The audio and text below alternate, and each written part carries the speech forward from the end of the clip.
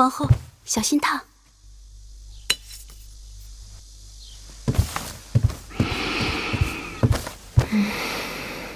今年的新茶果然清香。奴婢怎么闻不出？这几日你闻的不是鲜果就是鲜花，那些香都浓烈冲鼻。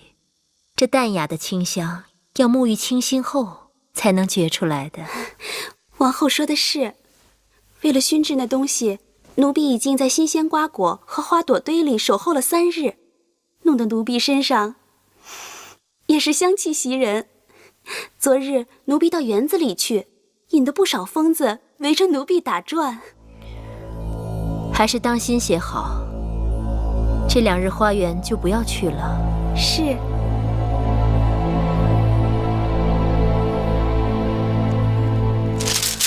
啊，对了，姑姑，帮我把那套青色吉服找出来。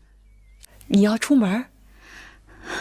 到了该祭祀少司命的日子了，王后约我明日一同去少司命神祠，给孩儿们祈福。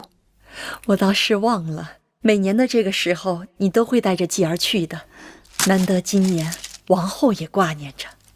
人念旧，物念新，在这秦宫里待得越久，就越容易想起这母国的一草一木。我这就去给你找。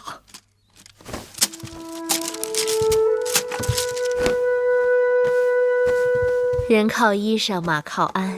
继儿穿上这身衣裳，果真是大不同。母后，继儿可否将这件新衣穿回去给娘亲看？当然，这是母后特意让人为继儿明日到少司命神祠去祭祀而缝制的衣裳。谢母后赏赐，继儿会好好爱惜这件新衣。真乖。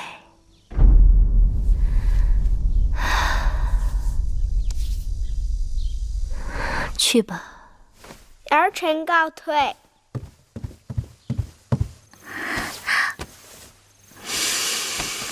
这件衣服真是花了不少心血，光这绣工怎么也得1-2个月吧。哎，你们闻到了吗？从公子一进屋啊，我就使劲耸鼻子，这甜香真是让人直流口水。公子的衣裳真好看，香儿做梦都想有一件。公子借姑姑穿几日吧。明日我要和娘亲一起去少司命神祠祈福，回来后，姐还是不给你穿。继儿，快把新衣裳脱下来，小心弄脏了。娘亲，明日继儿穿着新衣去少司命神祠，少司命见了肯定会很欢喜，对吗？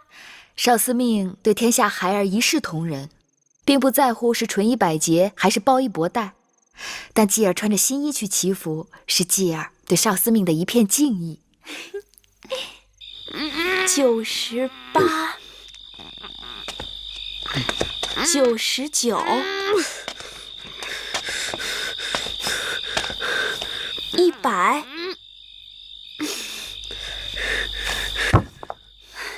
公子好厉害！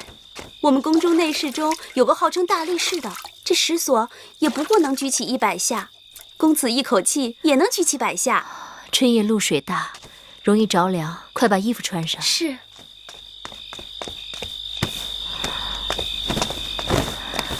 蛋儿，告诉母后，你多大了？母后，你难道不知孩儿多大了？告诉母后，孩儿来年就13了。蛋儿都快13了，长大成人了。母后就是想让你知道，这10多年，母后一直把你捧在心口。母后无论做什么事，都是为了你。母后，这种话蛋儿已经听了无数次了。蛋儿，答应母后一件事。何事？明日无论如何，都不要出交房殿的门。为什么？日日也在外面，待在店里1日，静心读读书，有何不好？不好就是不好。听母后的话没有错。公子到。知道了。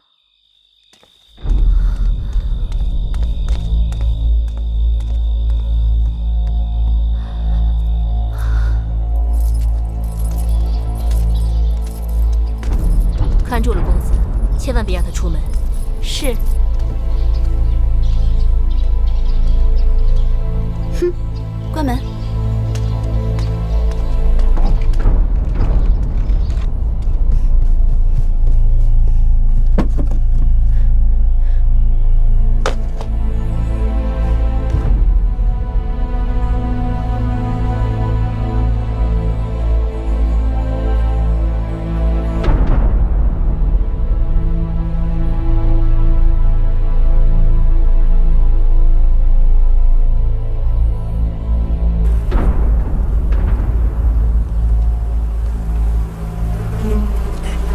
我不行，还是你们翻吧。你快点，公子都说了有好东西喝。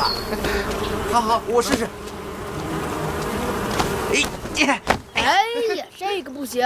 来，你来，下一个。好，你来。翻得好。还有谁？翻好了再给你们喝。你来。好了，这一轮结束了，你过来喝吧。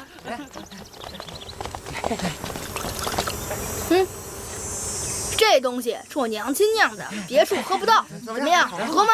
好喝，再赏点吧。不行，下一轮树蜻蜓的时候，你若树得好，就再给你喝。来，树蜻蜓，来，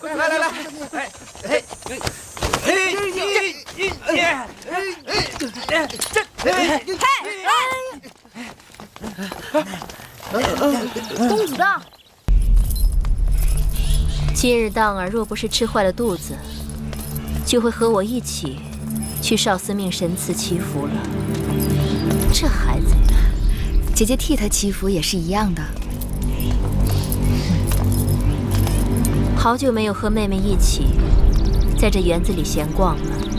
这旖旎嫣红，草长莺飞，倒是让我想起了当年你有在楚国时的情景。姐姐说的是，那时候的你我，又比眼下的荡儿和继儿能大多少？我有时还常做梦，梦见自己仍是年少无知，和姐姐在楚宫里淘气呢。毕竟是梦，你我都回不去。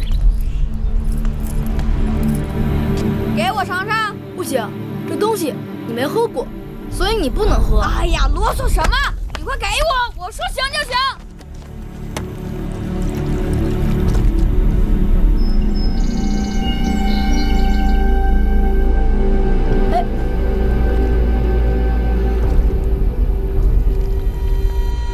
见过王后8次。这是怎么回事啊？回禀王后，自从园子里引了暗渠，开了池塘，总有人因为胡乱挖路刨树，挖开了暗渠，走了水。今日又是如此。王后，让奴婢去查查是谁如此混账，扫了王后和八子的兴致。奴婢定打他50个板子。算了，事已至此，打他们板子也于事无补。好在这儿还有一条小路，平日走的人少，但景致还是不错的。婆婆，咱们走这儿吧。王后，继儿，继儿，你慢点儿，快点儿。继儿，继儿，慢点儿。葵婆婆，快点儿。继儿，等等，葵婆婆。继儿，快点儿，葵婆婆。王后，王后，怎么了？怎么了？不小心崴着脚了。快坐下歇歇，快！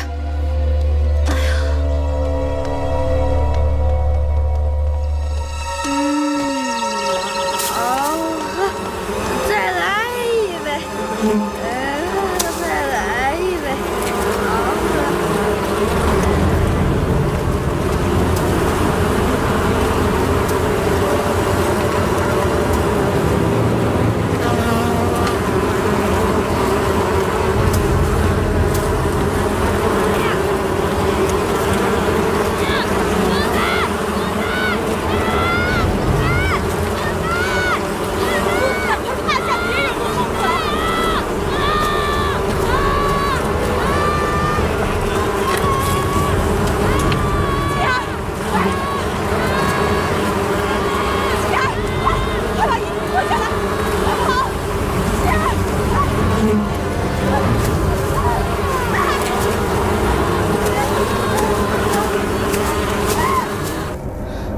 不必担心我，你快去追继儿吧。一会儿继儿找不到你，该着急了。那我先过去了。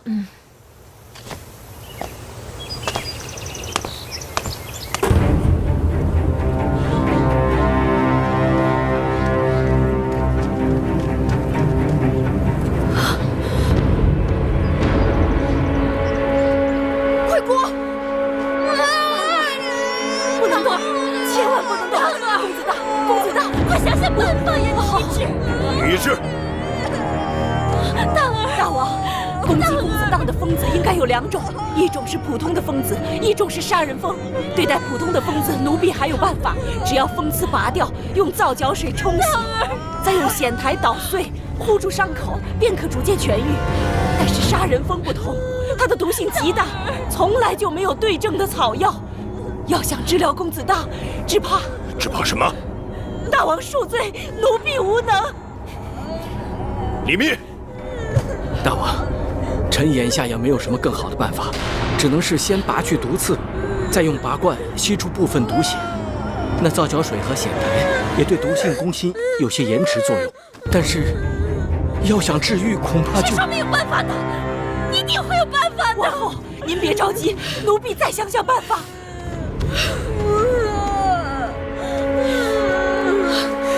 公子当，公子当，奴婢该死！那你怎么不去死啊？去死啊！王后，奴婢该死！当儿要是救不回来，你们都去死啊！王后。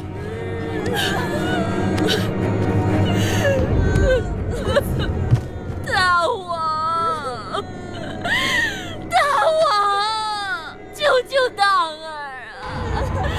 救救当儿啊！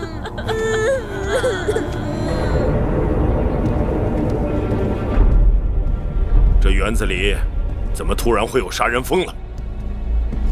回大王，老奴已派人查过了，在山坡下查到了一个杀人蜂的蜂巢，那地方离宫中养蜂之处很近，去的人很少，一直不被人留意。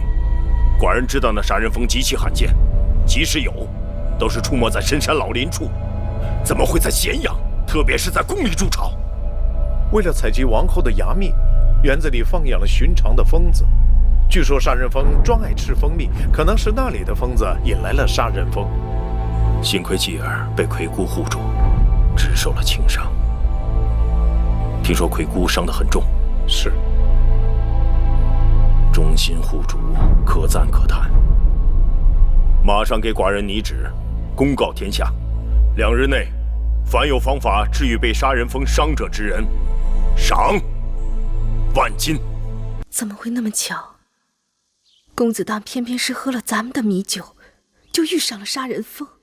这可怪不得咱们公子，又不是咱们公子给他喝的，是他抢咱们公子的米酒喝的。公子当性命攸关，万一他过不了这一关，那王后她岂能饶得过我们通儿？我们可以向大王辩白，公子当在大王心里的地位，岂是通儿能比的？加上王后挑唆，我们百口莫辩。娘亲，那杀人蜂是被人故意放在那儿的。你有何证据？是孩儿亲眼所见。那人是谁？是王后身边的一个丫头，叫什么来着？叫珍珠还是叫珊瑚？对，就是叫珊瑚。还有一个我不认识的内侍。通儿，你可看清楚了，这件事可万万不能胡说呀！千真万确，珊瑚给了那人一笔钱，那个蜂巢原来只装在竹筐里，被那个内侍放到石头缝里。我当时不知道那就是杀人蜂。难道说有人买通了王后身边的人，要害死公子当？不大像。娘亲，你别忘了，今日公子当被蛰，该是意外。若不是公子当，那他们要害死谁呢？今日遭难的还有魁姑和后来过来帮忙驱赶杀人蜂的几个小内侍。不是魁姑，更不会是那几个无足轻重的小内侍，他们不值得那些人下那么大的本钱。童儿，你是不是告诉我，魁姑是为了救公子季才被杀人蜂蛰伤的？是。但魁姑和公子季怎么会突然到那个地方去？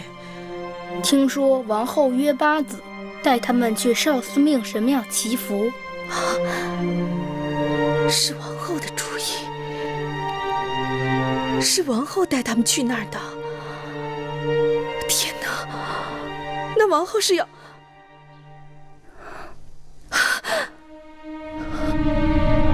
哎，你们都把嘴给我闭紧了，听见没有？是。娘亲，你不是要找父王辩白吗？我们有证据。闭嘴！这个证据要是让王后知道了，那我们就有杀身之祸了。你知不知道？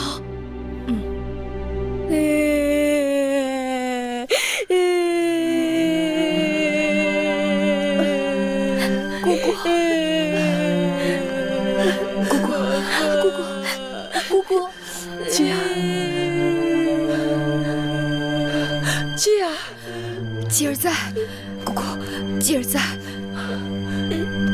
季儿，季儿没事，她只是手背上被蛰了一下，女医治已经给她上了草药。姑姑，你放心。婆婆疼不疼？婆婆不疼，你看婆婆害怕。你别动，姑姑，你别动，别动。人老了，就是容易这儿疼那儿疼的。没事儿，歇息一下就好了。女医治和太医令都来过了，大王也出了悬赏。太医说你没事的，姑姑不用担心。治得好治不好都一样，别麻烦别人。婆婆，这样一定要治好你。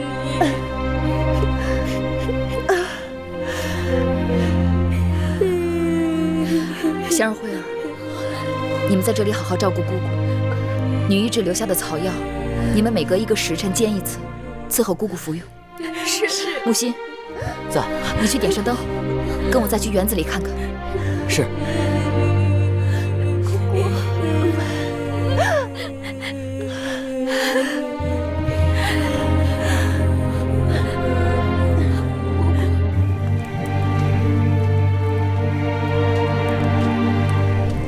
八子，这就是杀人蜂的蜂巢。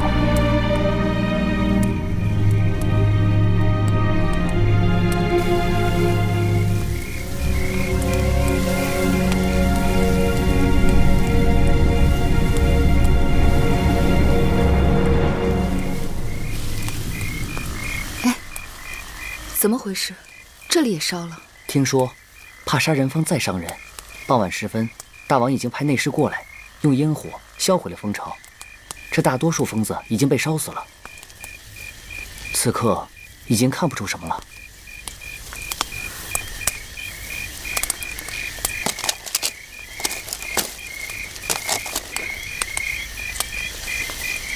是谁？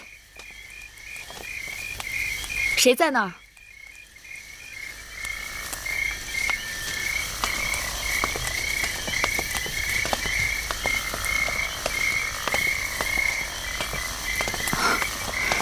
樊长史，八子，这么晚了，樊长史还没有歇息。八子不是也没有歇息吗？今晚这宫里，能睡得着觉的人，只怕不多。可不是吗？幸而上天有眼，公子季没有被杀人蜂伤得太重。可是公子荡伤势危重，魁姑为了救继儿，也是性命攸关。那杀人蜂平日并不主动招惹人，更不在有人经常出入的地方筑巢。我就是想不明白，他们是怎么突然出现在园子里的。我和妹妹想的一样，所以就想过来看一看。听说那杀人蜂平日里都是在树林里筑巢，在石缝里筑巢，只怕是不多见。是啊，也许是有人故意把他们的家搬到了这里。妹妹，这话是姐姐胡乱说的，妹妹可千万别放在心上啊。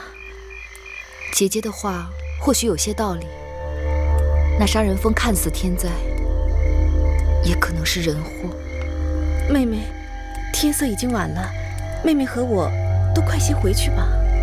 等等，今日杀人蜂伤害魁姑和继儿的时候，公子通也过来帮忙相救，芈月感恩图报。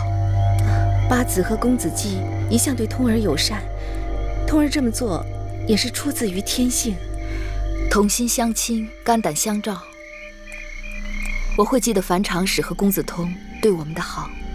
上天垂怜，公子季今日没有遇害，只是八子以后也要留意。樊长史要我留意什么？留意有些人。妹妹，姐姐就先告辞了。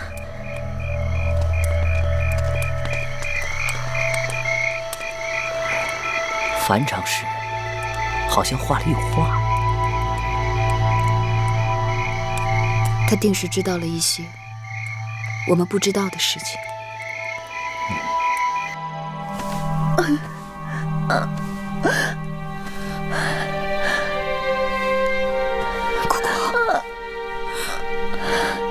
姑姑，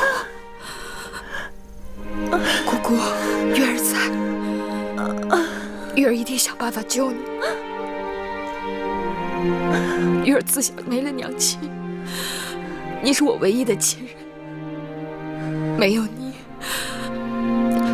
就没有月儿。姑姑，我一定会想办法救你。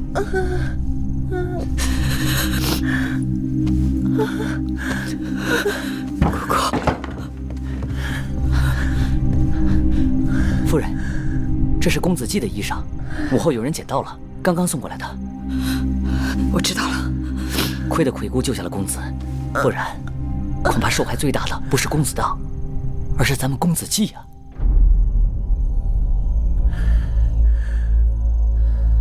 什么意思？夫人，您看看这件衣裳，再闻一闻。我从小在山里长大，知道这疯子最爱追逐3种人：醉酒的人、穿鲜艳衣裳的人和身上有香气的人。公子荡占了头1种，咱们公子占了后2种。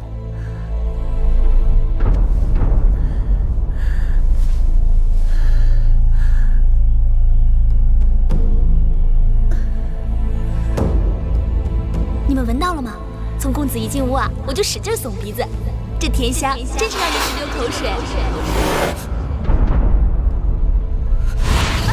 你快去追继儿吧。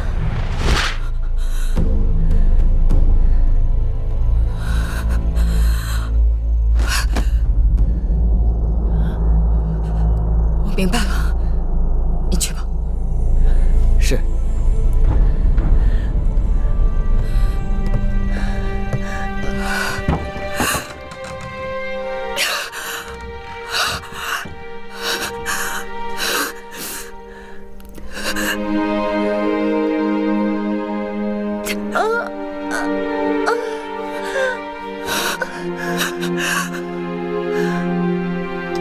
姑姑，都是月儿不好，当然你就提醒过我，我却没有在意。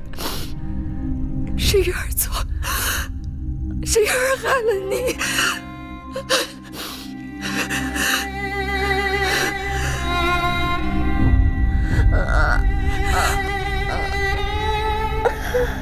姑姑。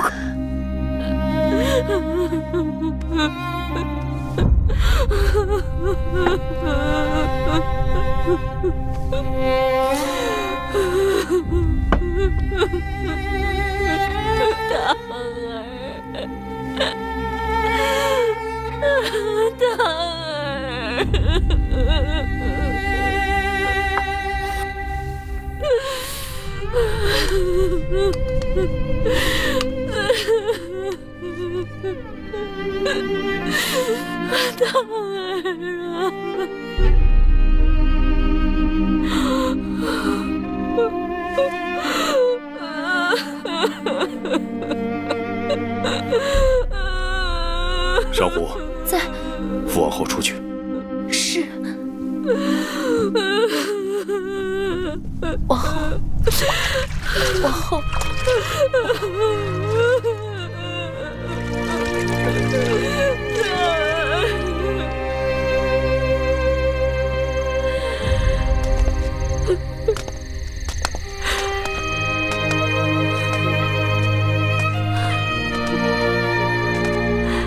我自作自受，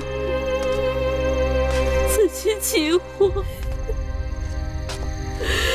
都是我的错，都是我的错。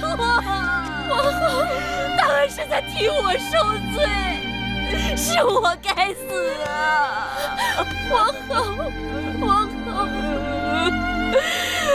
是我要害人，是我要害别人的孩儿。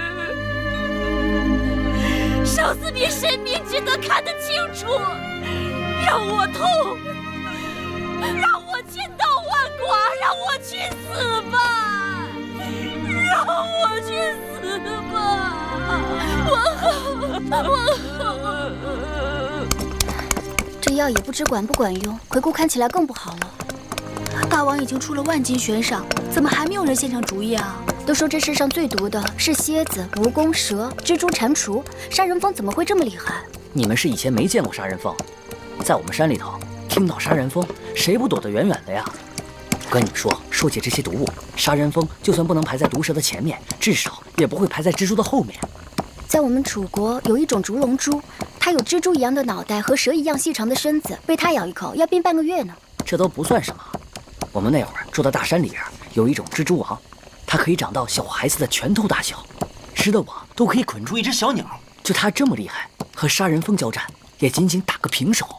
吹牛吧！我与我死去的爹娘发誓，是我亲眼看到的。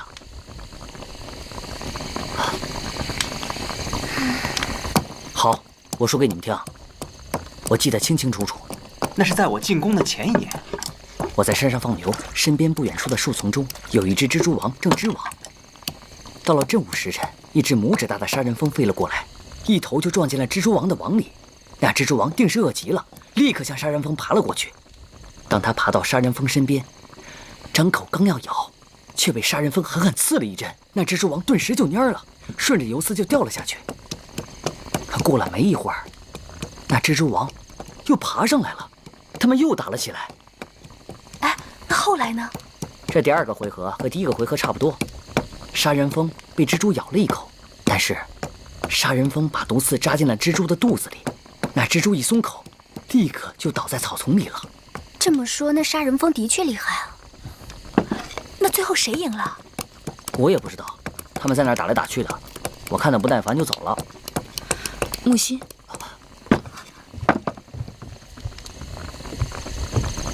夫人，你刚才说的话可当真？若有一字不实，木心甘愿受罚。那你可知道，蜘蛛掉进了草丛里，那是什么草？这山里的花草没有我不认识的。快告诉我。那草叫七叶一枝花，在我们那儿也有人叫它登台七的。七叶一枝花，好耳熟。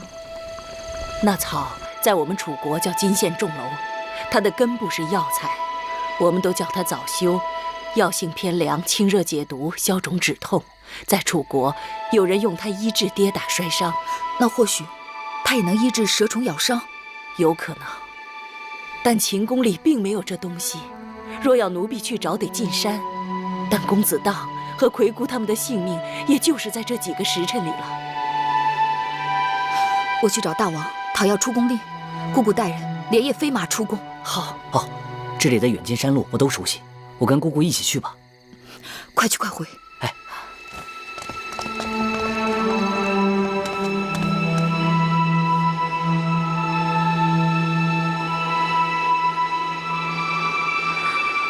太医令，臣在。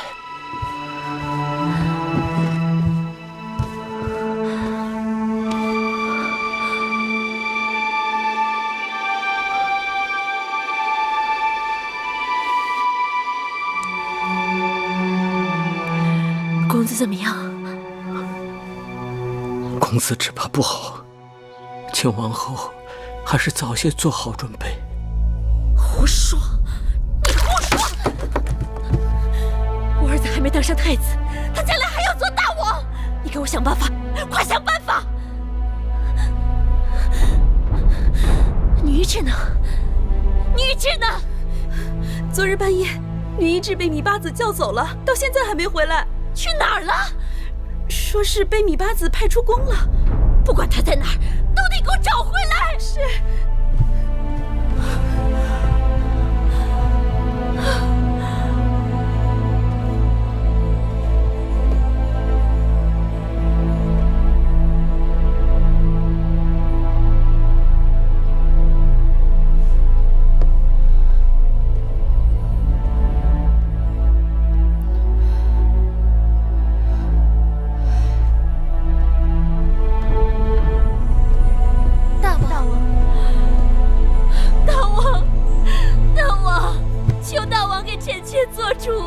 当儿怎么了？太医里说，当儿不行了。当儿若走了，臣妾岂能苟活于世？当儿是寡人的儿子，我嬴氏的血统比别人顽强，绝不会轻易放弃。王后爱子心切，此刻不该乱了分寸。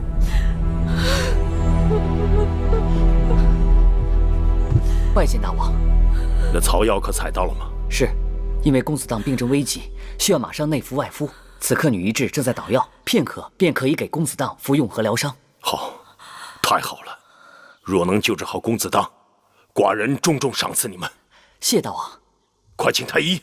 是。这下好了，当儿或许有救了。是真的吗？昨夜芈月偶然发现了一种草药，对当儿的病症或许有奇效，所以女医治连夜出城进山采摘，此刻药已采回。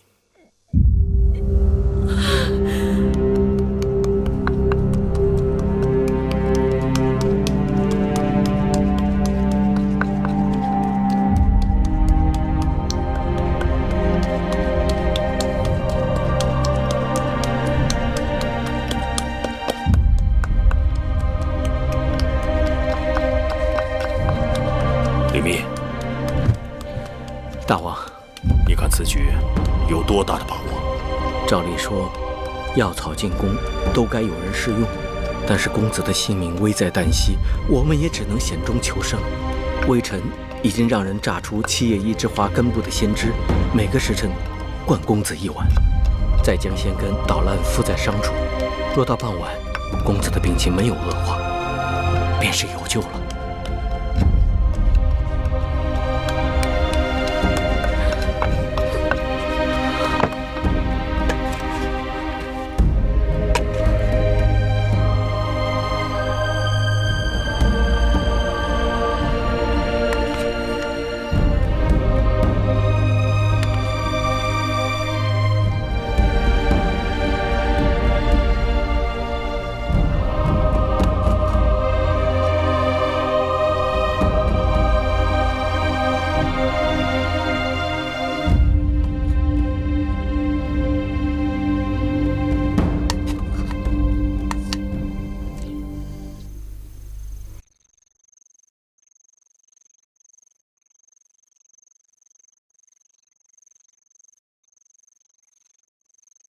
当儿，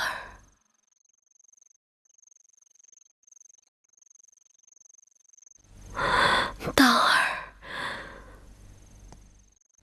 听到母后跟你说话了吗？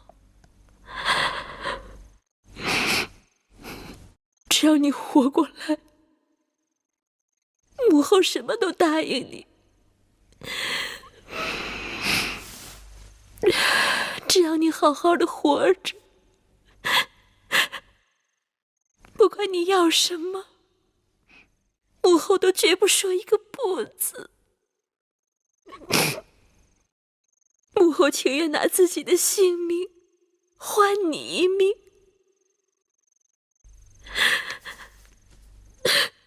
你听到母后说话了吗？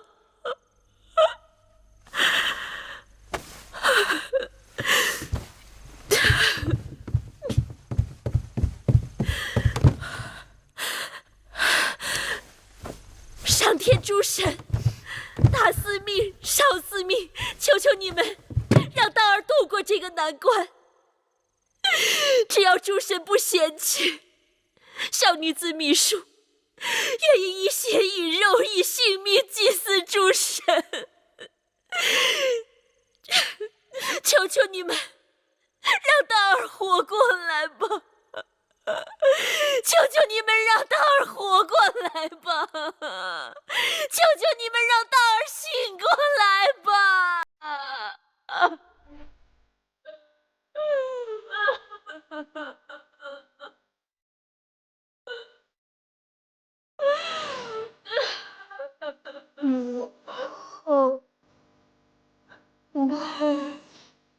公子，醒了！道儿，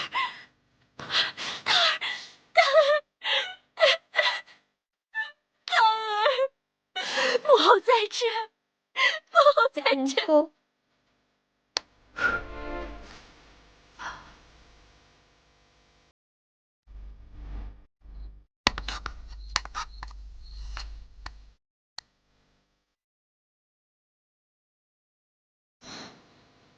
姑姑，你要多吃一点，吃饱了有力气，伤才能好得快。这斤米粥可香了，是八子亲手用精米、肉泥和鸡蛋熬成的。婆婆吃吧，姐儿看着婆婆吃。婆婆吃不下，吃肉肉长肉肉，不吃肉肉精瘦瘦。婆婆看，姐儿身上有很多肉，婆婆自己却是精瘦瘦。好，婆婆再吃一口。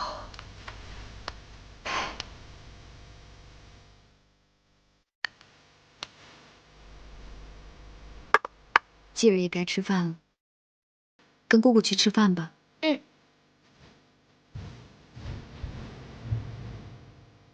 我这一倒下，辛苦月儿了。姑姑一直把月儿当亲生骨肉般对待，如今为了继儿受了伤，却跟我说这么见外的话。人的寿命都是有定数的，姑姑原打算不用活这么久，不知为什么上天竟不肯收我走。姑姑稍未退尽，所以在说胡话。月儿和继儿都舍不得姑姑，还有蓉儿，还有小冉，姑姑怎么舍得走呢？原先姑姑觉得你们长大了，继儿又有出息，姑姑可以闭眼了。可眼下突然出了这件事儿，姑姑的心一下就提到了嗓子眼儿。都怪月儿糊涂，这不能怪你，是她动了害你和继儿的心思，便日日在这上面做文章，你怎么躲也躲不开。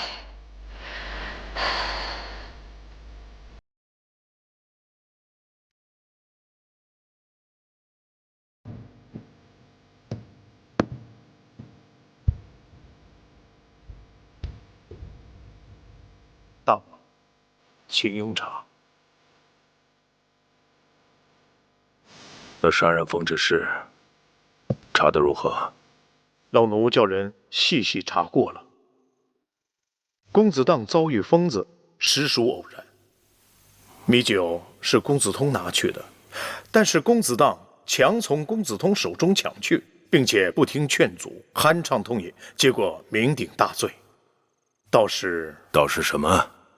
倒是王后、公子季和八子他们从少司命神祠祈福后路遇杀人蜂，这确有可疑之处。哦，从神祠到交房殿有一条最近的路径，但那日偏巧路被水淹，所以王后、公子季和八子不得不走了有杀人蜂的那条路。可查出原因了吗？是几个在园子里干活记的内侍，他们把路断了。那条路是新修的，暗渠经常漏水，所以没有头绪。这么说，那些杀人蜂，也许真是被我们自己养的疯子引到园子里的。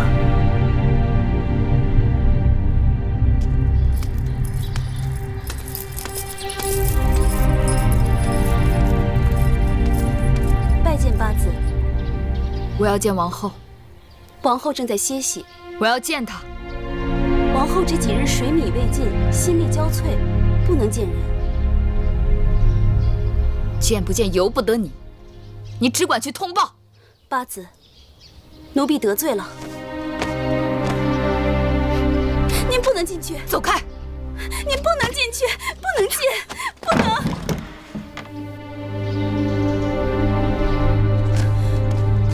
王后，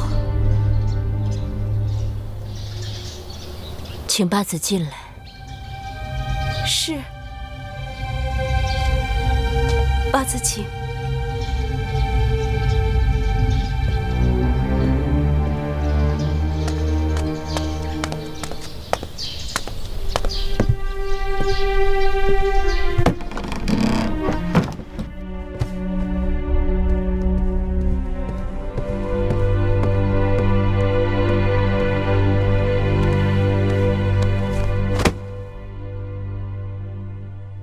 这是王后做的好事。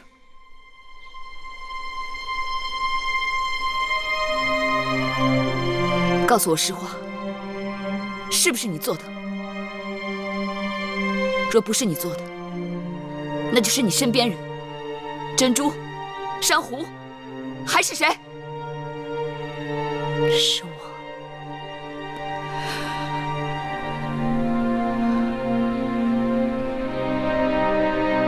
果然是你。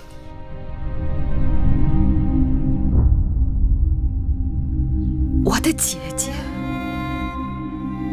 继儿的母后。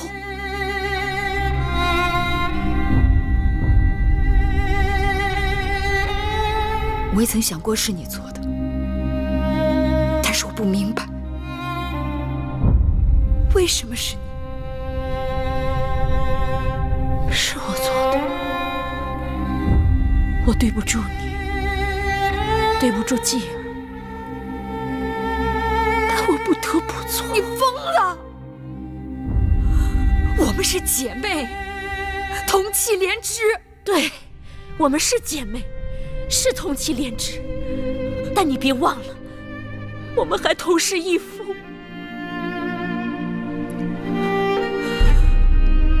我从未与你争过宠，还用争吗？除了你，大王眼中还有谁人？除了你的儿子，大王眼中还有哪个公子？公子当是嫡公子，大王早就明言。要立他为储君，那是何年何月的事了，你不会不知道。眼下前朝为立长立贤，早就飞升一片。那是指公子华，也可能是你的继儿。就算如此，那也不是继儿的错。大儿争不过你的继儿，我只是帮他一把。这秦国只能有一个太子，一个大王。继儿、公子华当中只能有一人胜出，所以就要以命相搏。大秦经过数百年，父子相背、兄弟相残的事还少吗？可你与我不同，继儿和大儿也应当不同。有何不同？不过是宰割他人，或是任他人宰割。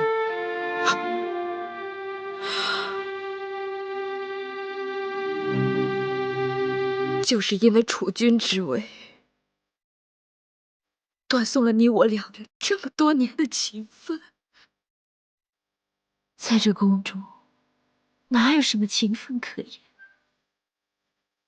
自嫁到秦国，我身为王后，哪一日不是在与人明争暗斗，哪一日不是战战兢兢，如履薄冰？大王是我的夫君，一身恭敬，我便见不得天日，弃如敝履。我身边只有一个大儿，我靠不得母国，靠不得夫君，唯一的盼头就是大王。而你的继儿，却让我连这个念头都荡然无存。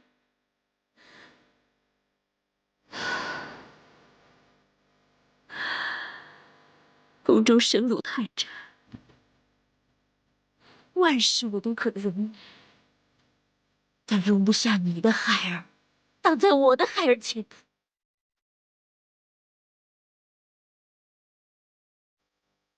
眼下是你救了大儿，我信你若想去大王那儿出手，我全无怨言。但只要为了大儿，我不再许这种心。你我白白姐妹，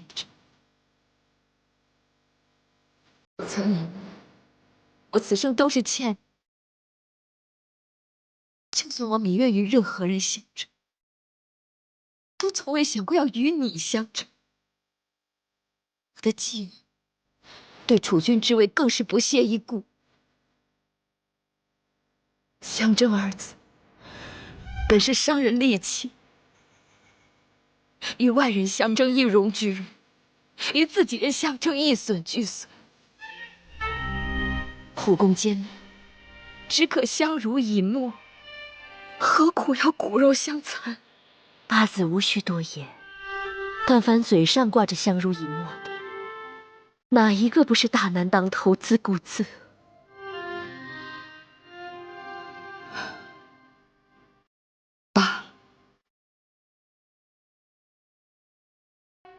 你去大王那儿出手我吧，我自作自受，罪有应得。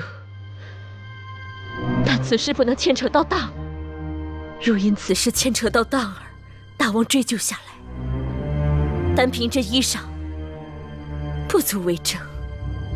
这衣裳是我赐给继儿的，我是母后，赐给公子衣裳，名正言顺。我芈姝抵死，也不会轻易承认与杀人疯子有关。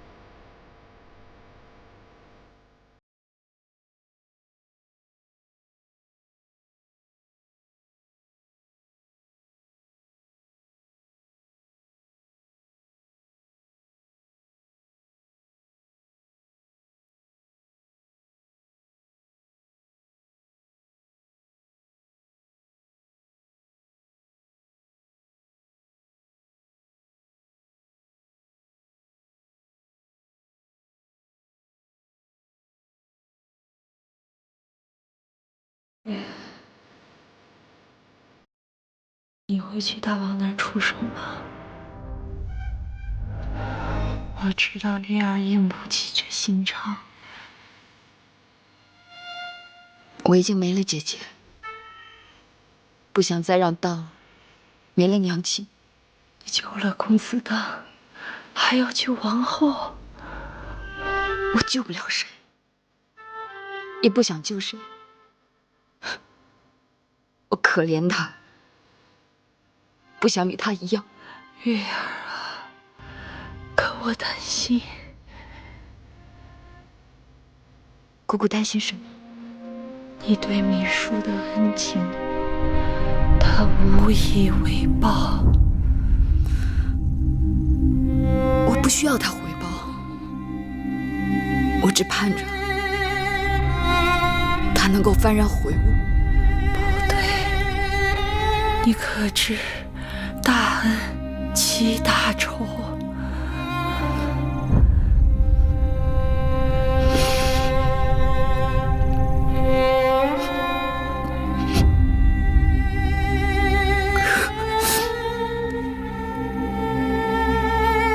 我做不到，我真的做不到。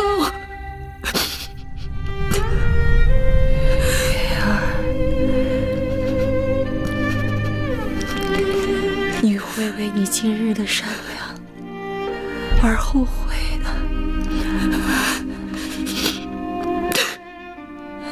月儿，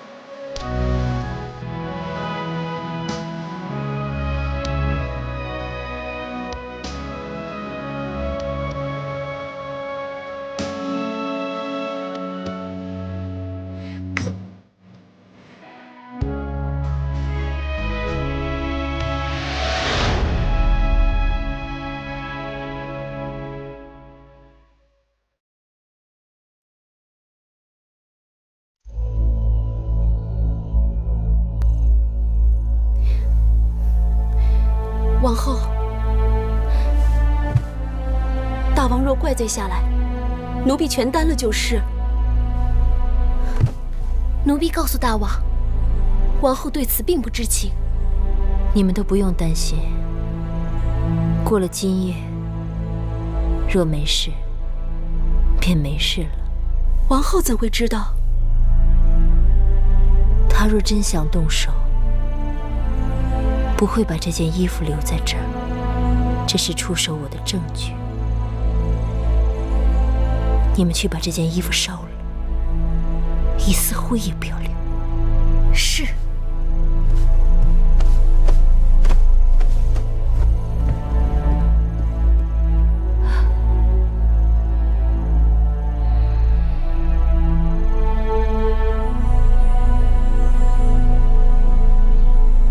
公子当的气色比我之前看到的大见好了。天见有脸，大儿总算是死里逃生。好好养伤，痊愈了，王叔教你学习兵法啊。大儿知道了。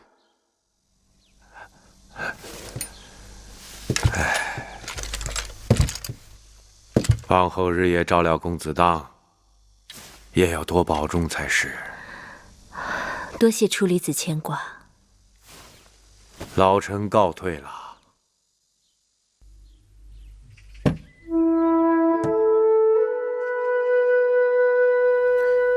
继儿，你这是在看什么呢？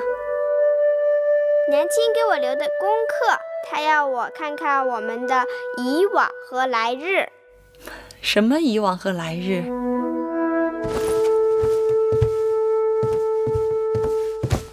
婆婆，你看，这儿是秦国，这儿是楚国。你的意思是，秦国和楚国是咱们的以往？对。那来日呢？来日在这儿。这是哪儿？这儿是巴蜀。巴蜀。月儿，继儿说咱们的来日是巴蜀，这是何意？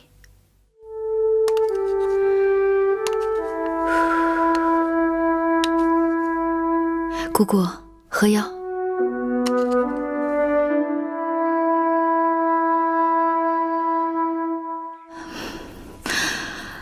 巴蜀占据天险，易守难攻，而且西接秦国，水土丰美，盛产粮食和丝帛。我想请大王将来把巴蜀分封给继儿，又因继儿年纪尚幼，便可以让我随同一起去巴蜀。加之巴蜀与楚国水路相通，若继儿分封在巴蜀，我们就有机会派人去楚国，让荣弟也去巴蜀，一家人得以团聚。月儿，你是想带着继儿离开秦宫？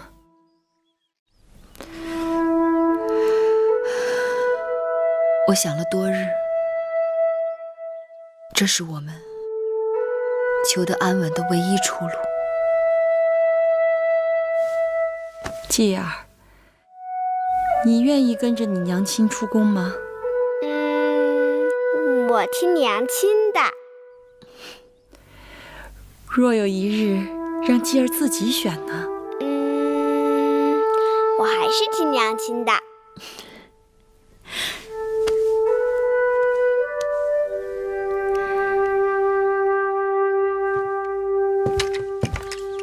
拜见大王。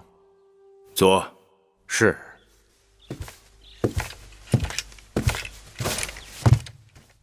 不知大王宣臣进殿，有何事商议？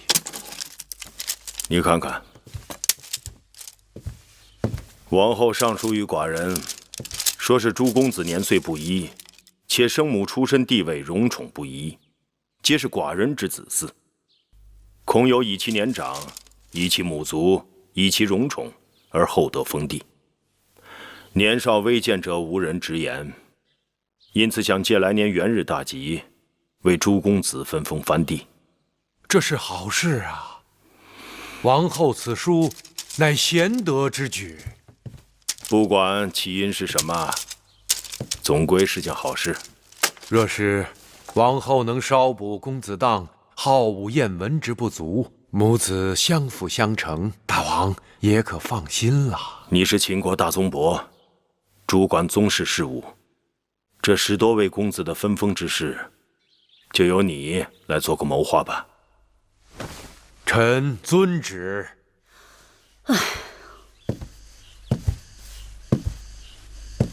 王后如今的心思真是越来越缜密了。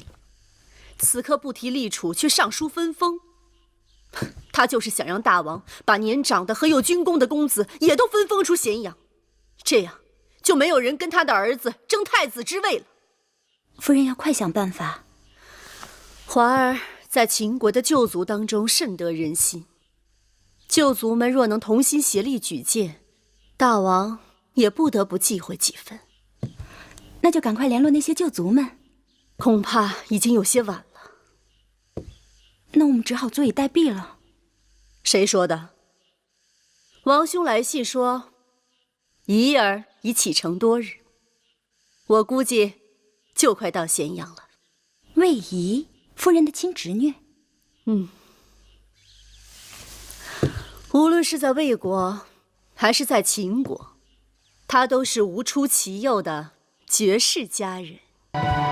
王后，芈八子来了。王后，让她进来。是。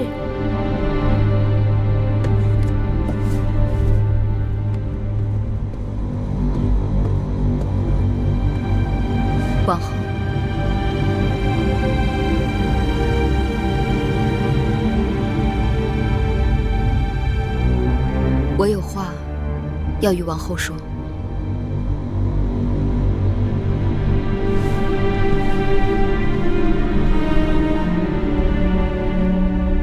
说吧。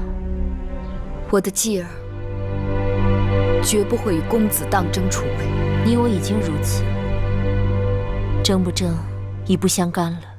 我希望你我仍是姐妹，继儿和当儿仍是兄弟。两虎相争，是不是姐妹兄弟又如何？我需要王后的帮助，让继儿分封出咸阳。什么？让继儿去巴蜀，我们母子从此远离秦宫。这不会是你的真心话？芈月此刻没有比这话更真心的了。王后若是相信，就只管向大王进言。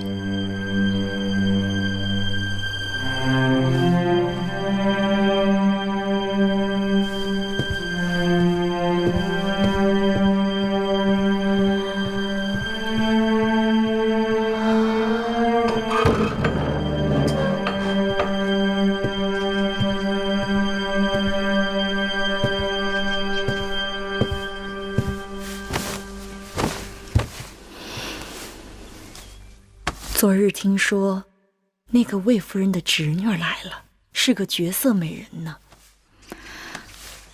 魏夫人的侄女来的真是时候。这2日，宫里流言虽多，但大部分还是跟分封有关。凡是流言，都有起因。人家都在想法子争一把，你怎么提都不提一下？定数全在大王手中。争又有何用？只是大王见了我，从不提分封之事，这让我有点忐忑。你是说，或许大王不肯把继儿分封到巴蜀去？我是想说，或许大王根本就不想让继儿出宫。